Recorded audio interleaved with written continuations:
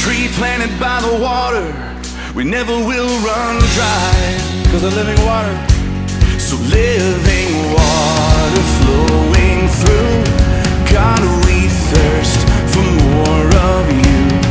Fill our hearts and flood our souls with one desire. Let me hear you sing it out. Just to know you and to make you known, we lift your name on high. So what do you think is the greatest threat to Christianity today? I think it's unbelief. That Christians should be work as in a group instead of we having 40,000 different religions in this country. Saying we're Christians, it would be nice if we all just united with Christ, and we'd be a force to reckon with. Anytime you're ready. In my opinion, the biggest threat to Christianity today is a form of compromise.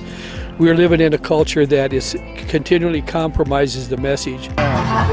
What do I think the biggest threat to Christianity is? Honestly, I think it's, while there's the attacks coming in from outside everywhere, I think our biggest threat is Christians' inability to stand up and draw lines. Apathy. It's our lack of connection to Jesus Christ that leads us to not really be pursuing our faith. We're just drifting. First thing that came to mind is complacency. Just in my head, that people go with what they were taught when they were young, but don't dive deeper into the Word or into their own connection with God.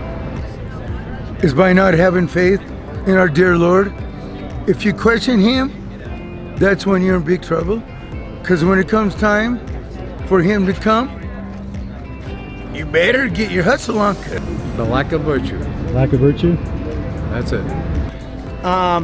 You get more people to start believing in government than God.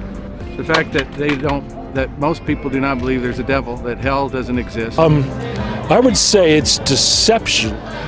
That's the very first thing that Jesus talked about when he was talking to his disciples about the end times, which it seems like we're living in. He said, take heed that you're not deceived.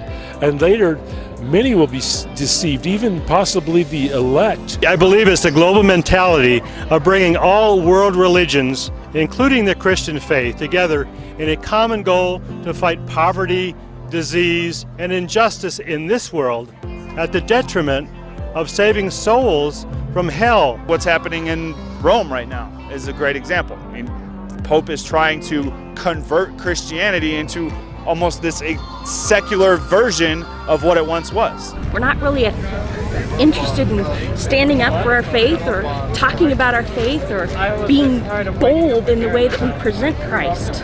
We don't stand up for Him because we're not in love with Him.